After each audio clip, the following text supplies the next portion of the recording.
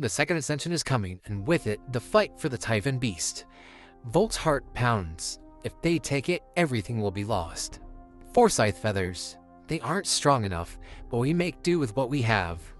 The Phoenix pistol comes to life imbued with fire and magma.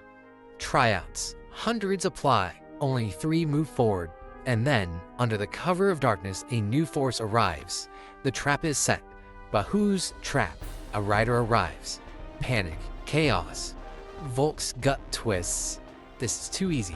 This is a trap. Dastardly tactics. Plague creatures hidden in the town, and Reese, with a secret yet to unravel. He blames Volke, claims his life was ruined. The fight is no longer just about survival, it's about revenge. Fire and fury. The Sky Titan looms. The pistol is useless without flame. Then, Volke lands a blow, but it's not Orwin who falls. It's Akiva. Flames. Heads regrowing. It searches for something. For someone. And then, Volke understands. Of all the people, it wants Callisto. Welcome back to the Frith Guild podcast. I'm your host, Eric. And I'm co-host Scott. And today we're going over chapters 51 through 58 of Master Arcanist. Before we get into it today, also want to remind everybody that the Frith Chronicles Wiki link is going to be in the description down below, along with the Capital Station Discord server. So if you want to go over, enjoy, and join in on the conversation over on Discord, please go over there. And also want to remind everybody that the Dragon Con nomination deadline is July the 19th. Now we're still a couple months out, but the goal is to not only get Shammy to Dragon Con, but get her to win Dragon Con. And with that, we're going to get into today's sections. Chapter 51 is a Phoenix pistol. Volke is now panicking that the Second Ascension is going to try and steal the Typhon Beast. So they make their way quickly back to Regal Heights. Once they get back, Zaxxas is going through his imbuing process. He is really pushing to use Forsyth's feathers, even though they're not going to be as strong. So Jose is kind of telling him, like, hey, we can make this stronger if we did it another way. But Zaxxas really wants to do it for the feels, pretty much. So Jose imbues them, and Volke adds his magma magic, and we get a Phoenix magma pistol. Pretty cool. The more you know. I mean, that is pretty dang neat. Like, and I can get behind Zaxxas with the wanting to have the pistol made from his Phoenix feathers. I get it. I get it. With that, we get into chapter 52, Seeding the World with Magic. Volke has decided he's going to go and make his trap. He's going to do it basically all in one go during the night. That way nobody can see him, and that way it is not known. He gets back to Regal Heights, and Terracana is rearranging some trees. And this is kind of one of those like question mark moments. Like, why are you? It's not like trees are prevalent in the area of Regal Heights. Like, Terracana has to move these trees some drastic distances. And we find out that Terracana is moving these trees because there are now not 2, but 4 dryads just coming out of nowhere. I know, he's just so excited. You cannot get over how excited Terracana is about these dryads. And how, like, again, the effort he puts into moving the trees. And it's funny because the way that she talks about it in the book is that as Volke is asking Terracana about why he's moving these trees, he kind of stops what he's doing. And one of the trees like tilted over and the roots are all over the place. Like, he's like, wait a minute, let me fix the tree real quick, straighten it back up. Okay, now we can continue. So again, loving the love for these dryads that Terracana has. And I think this is kind of where Volke's starting to realize that this is what they're meaning by seeding the world with magic. That some of these mystical creatures are just being born because of the particular guard creature that's around. Terracana does make mention about wanting to protect the dryads. Basically leaders protect their flock. And that we have to protect Regal Heights. We have to protect everybody else too. They essentially start holding tryouts for bonding with the Typhon Beast. Like, there's no other way to put that. Like, I guess you could say interview. I like tryouts better though. It is, and that's what it is. And it's like, okay, there's just lines and lines of people who are like, I could be a god creature, arcanist. They're described as having hundreds of people coming. So again, all over the world or the area that they were able to get to, the tryouts for the Typhon Beast. There's hundreds of people. They basically narrow that down into 3.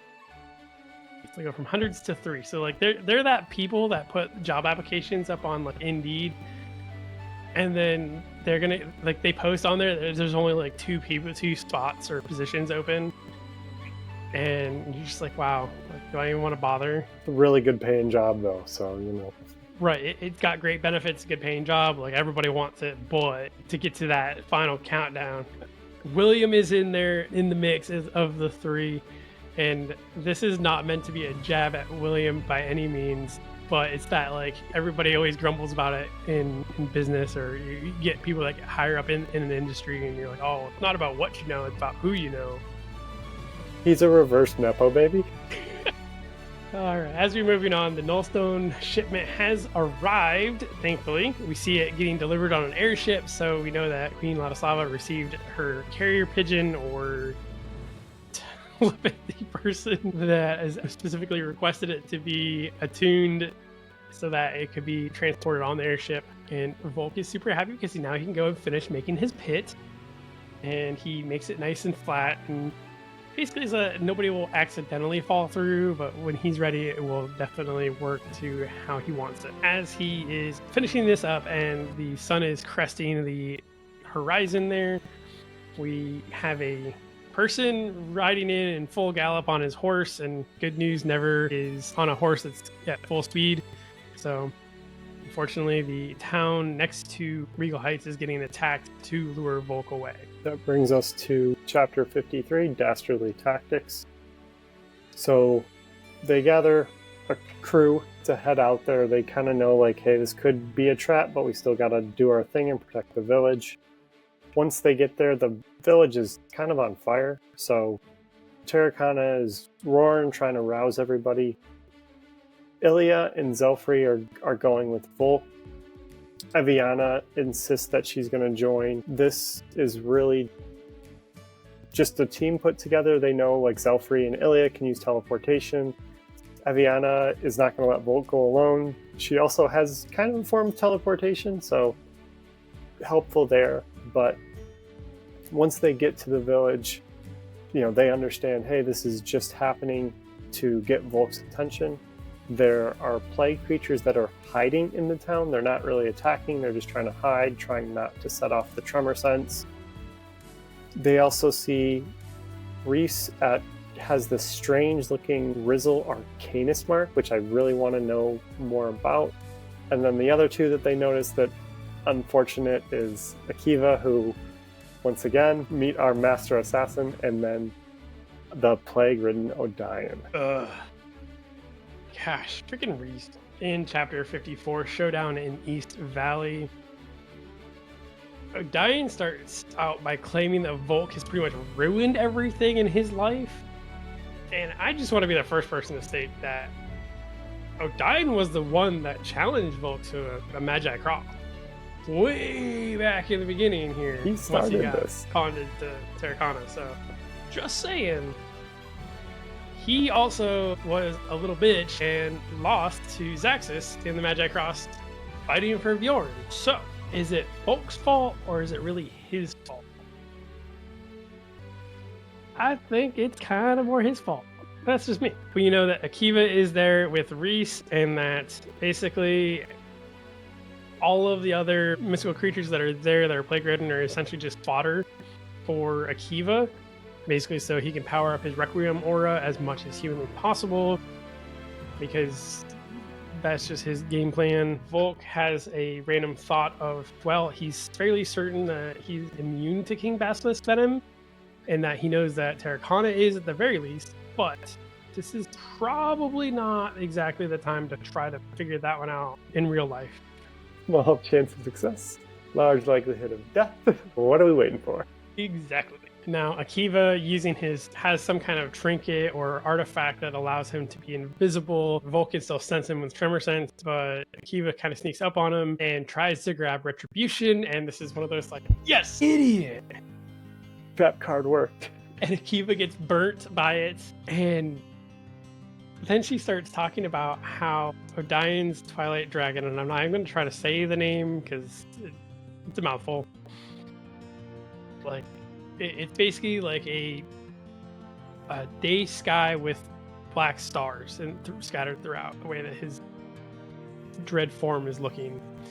And then I probably would have absolutely freaking lost it to see a grown-ass Twilight Dragon just vanish into the shadows. Yeah, that's right. It's like I probably would have just like threw my hands up and like that's it, I'm done, I give up. Things that should not have teleporting abilities. Giant dragons. Eviana also is there to help save the day. She does do her best. She pulls Odin away from Volke as Akiva is trying to like stab at him. Thankfully, Akiva didn't get a killing blow in, but he gets a really pretty serious cut in with his stiletto blade, and Volke gets in a pretty good cut with retribution. Unfortunately, before Volke can finish Akiva off, Aris has to come in and take him away again. Dude's got one move. Shit. Akiva's got 9 lives. Akiva is a cat, essentially. Pretty much. Dude doesn't Whatever die. a King Basilisk's cat would look like that's what Akiva is. That brings us to chapter 55, fighting the Sky Titan Arcanist. So Zelfrey is able to heal Volke some from all these injuries. He did not escape unscarred, but they do know that they now have to go and fight Orwyn, who's attacking Regal Heights. Was not planning on fighting her injured, but you gotta do what you gotta do.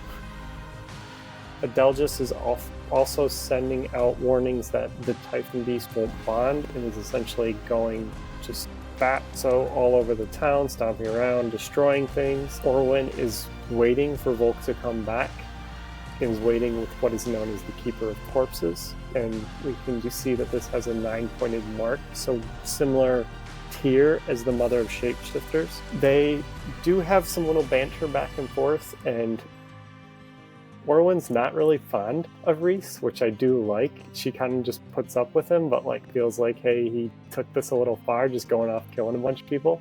There's better ways to do it. So that is showing a good side of her, at least. She pretty much instantly just evokes wind to suffocate them. Again, we talked about some of the augmentation powers, pretty much making it so they can't breathe. They can't use fire, so Zaxxas tries his pistol. That doesn't work.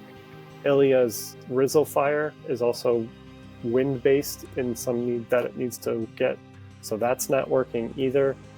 Volke, everyone's pretty much gasping for air at this point, so trying to figure out how they're supposed to fight. And then we do see, similar to how Mother of Shapeshifters could merge with, what's his brother's name? Riker. Similar to how Mother of Shapeshifters could merge with Riker, we see the Keeper of Corpses merge with Ezreal, who is the Keeper of Corpses Arcanist. So a lot going on there. People can't breathe. We didn't realize we were fighting something you can't see, you can't touch, and there's this massive undead thing. But Volke is a rock.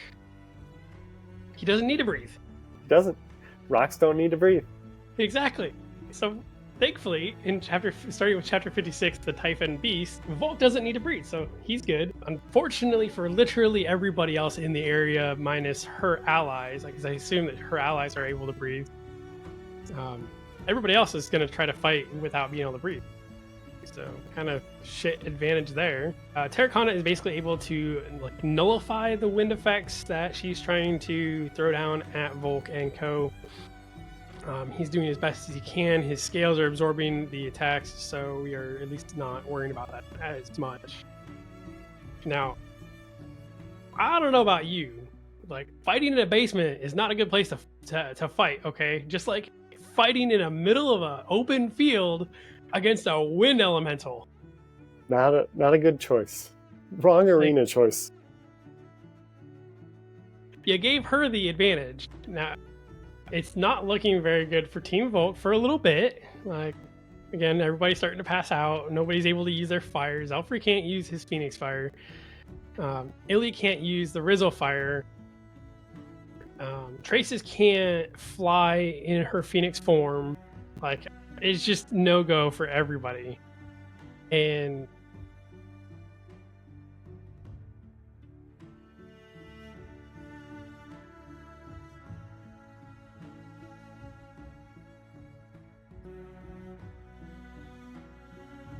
yeah, and like, again, kudos to them. They're great. They're absolutely, powerhouses, but just not in this particular fight.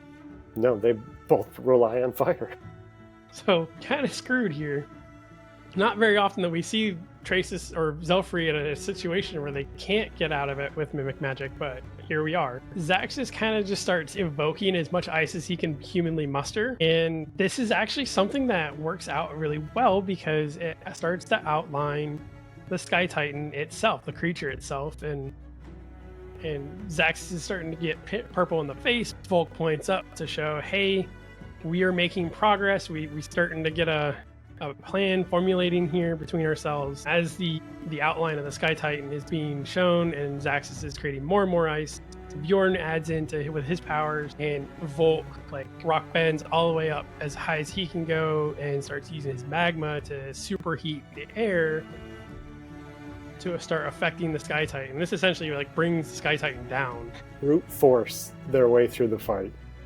Right. And so once they get the Sky Titan down, Volke sets his trap off, basically causing all of the Nullstone, or into the Nullstone trap.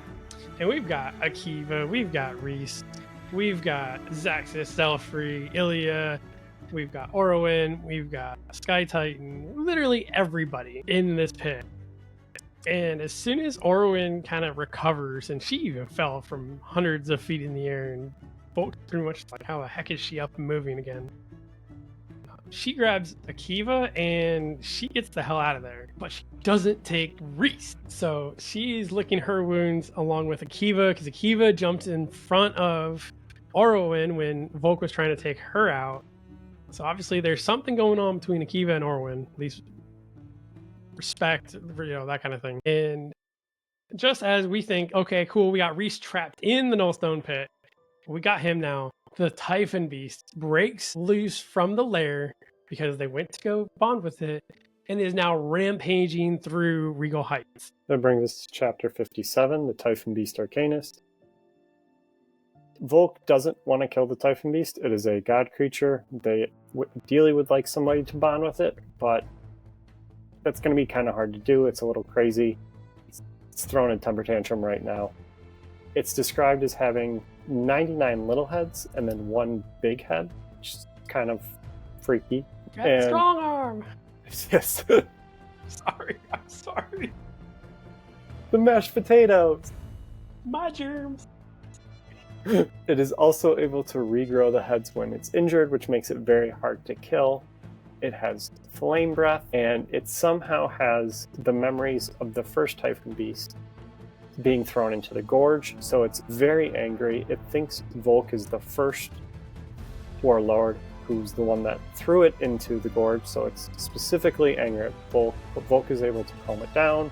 Hey, we are different, we're not that, like, you're a different beast than that beast. We do find that its name is Zor, and it's looking for its Arcanist. It's already decided who he wants to bond with, because it wants to bond with the one who is crazy and suffering the way he is. That is Callisto. What?